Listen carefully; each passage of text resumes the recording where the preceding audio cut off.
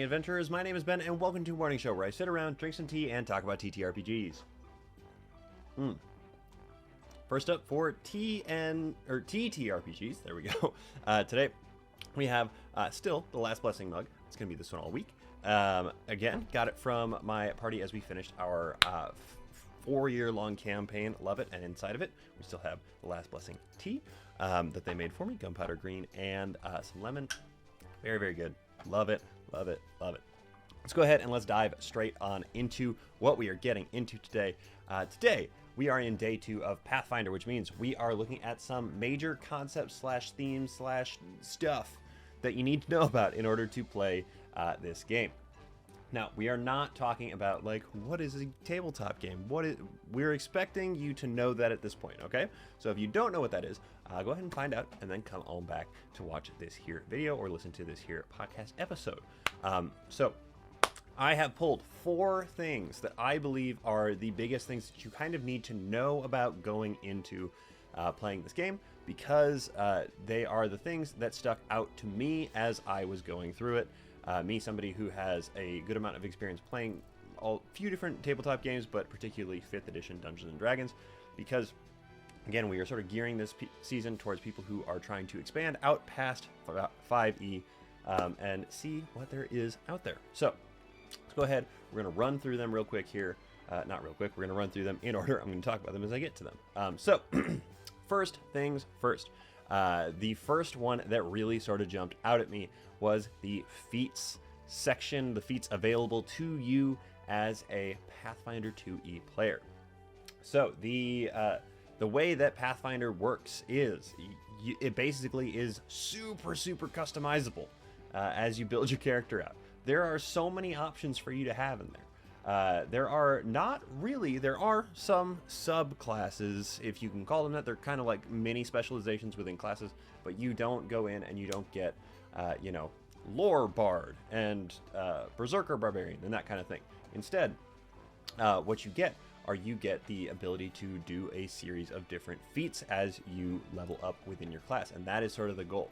Your class as a whole drives the general flavor that you are trying to accomplish with your character, but you get feats basically all the time. The first set of feats will come from your ancestry, which is akin to 5th edition's race. It will provide you different feats at different levels as you level up. All of those feats are laid out for you in your ancestry section in your book. It really sort of allows you to actually develop because of who you are as you go forward, which is very interesting to me. I hadn't really thought about having that as a part of the game before, but as soon as I saw it, it made a lot of sense, because you get to pick up little things that you have become more specialized in because of who you are. And so, let's say you are a goblin, you'll pick up an ancestry feat right away at level 1, as well as a couple as you move through. I want to say the next one's at 5, then maybe 9 after that, as you level up. So it is a really cool way to make it so that your actual ancestry matters past the initial creation of the character. And that isn't really something that you get in 5e. So I thought that was really cool.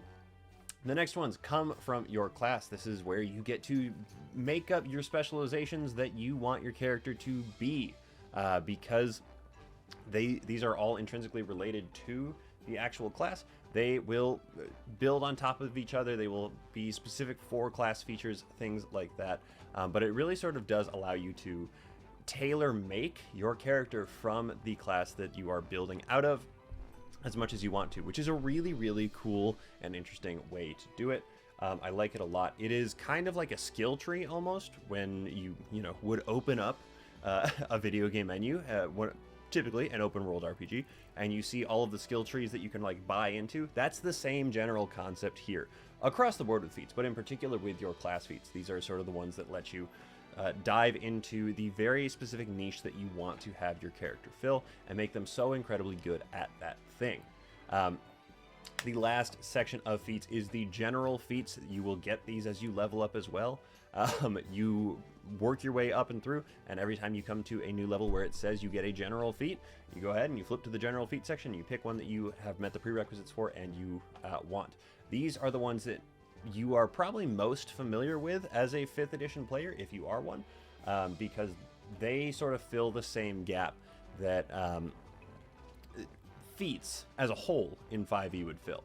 Your class feats fill the same sort of general hole that subclass features fill, and then your ancestry feats, they are kind of like your different features and traits from your races in 5e, but they are not necessarily the same because they actually offer you a little bit more customization. But combining all 3 of these together, you are basically getting feats every single level as you level up, which is a really, really incredible way to be able to construct this character that is in your mind very, very specifically. It offers you a lot more avenues of customization than 5th edition does, even if it requires you to do a little bit more front loading on your end. It lets you get a more realized version of the picture that you are hoping to get with your character. Maybe if what you're looking for is a specific sort of avenue that you're trying to go down. That is what Pathfinder 2e seems to be really, really good at. The second biggest thing that we are looking at here is your skills and the way that they are treated in Pathfinder. These are very different, but also very similar to the way that they are treated in 5th edition. As in 5th edition, again, remember, I said yesterday, there are transferable skills between Pathfinder and 5e. The way that they actually operate, both sets of lists of skills are based on your ability scores. That is not changing. You have different, you have the same 6 ability scores, and you have a different list of skills, but you have a list of skills, and those skills are associated with those scores to give you a base modifier for it. Then, you gain proficiency in a slightly different way. So proficiency in 5e is that bonus that is at the top. You get to add that to different skills based on whether or not you're proficient, whether or not you're expert in certain things. Pathfinder 2nd edition, as far as I am aware, as far as I have read out of this big old book, again, I've jammed all 600 and some odd pages of this into my head, so please excuse me if I'm wrong, and please correct me if I'm wrong. You are proficient technically in pretty much everything. You're proficient in the way that you do things. It gets added to most things. Now, what is your proficiency bonus? It is not a static number. It is your character's level, straight up and down. They are not necessarily going to be bad at things. Your characters are not necessarily going to be bad at things because they're these great big adventurers. So the better, or the higher level you are, the better you are, just sort of in general. Now, you might be wondering, well, isn't that just a static bonus? It would be, except for the fact that you get different skill trainings. You get these basically every other level, opposite feats. They do overlap sometimes, but for the most part, they are just odd levels and even levels as you go up. There are 5 different training ranks in your skills. They are untrained, trained, expert, master, and legend, going from 0 to +8, depending on which one you are, going up by 2 throughout there. So, if you are a master at a certain skill, you then add your proficiency bonus, which is the sum of, there we go, your character level +6 for being a master. So if you are a level 10 character, you get to add a +16 to checks you are making with that skill. Now that seems like a lot, and that's because it is. The DCs are something you kind of have to slide up and down a little bit as a game master in Pathfinder, a little bit more than you might have to in 5th edition D&D. That is something we'll talk about on Thursday when we talk about actually running the game. But skills are treated very differently, and they are a lot more integrated throughout the actual playing of the game, as far as I can tell, because of the next thing that we're going to be talking about here. That is the 3-action economy. This is my third thing that I have on here as a big concept/theme that you need to do, or need to be aware of. The 3-action economy is something that I think is really cool. I really do like it as a concept, and it involves a lot of skill checks sometimes. The 3-action economy, basically you get 3 actions on your turn to do whatever you want. Those of you who are coming from 5e might know it better as action, bonus action, movement. That is not the case here. You can go ahead and just kind of do stuff. You get to say the thing you want to do, you take the action associated with it, and it takes up a number of actions on your turn. In this here book, there are little symbols next to every action you do that tell you what they are, be it free action, 1 action, 2 action, 3 action, how much it costs in your turn, or reaction. And it just sort of lays it out really, really nicely for you. If you want to attack 3 times, you can. You'll incur a multi-attack penalty, but that's okay. It's nothing on the first one, -5 on the second one, and -10 on the third one, which sounds like a lot, but don't forget you're adding your full character level plus whatever proficiency, whatever trainings on top of that you might have with that weapon, so it's not quite as bad. Moving is an action in this one because it is just one of the actions, so you can triple move if you want to. Spells cost different numbers of actions, but for the most part it's going to be 1 for all your basic sort of stuff. You can then also do a whole slew of skill checks as actions, and it really sort of encourages you to try and utilize your skills in combat. Try and basically end things in a way that doesn't always necessarily just have to become a full-out, like, head-to-head battle in the way that things operate. So that's actually really kind of cool, and I like that a lot. The final thing that I want to hit on here is the martial versus magic classes in this.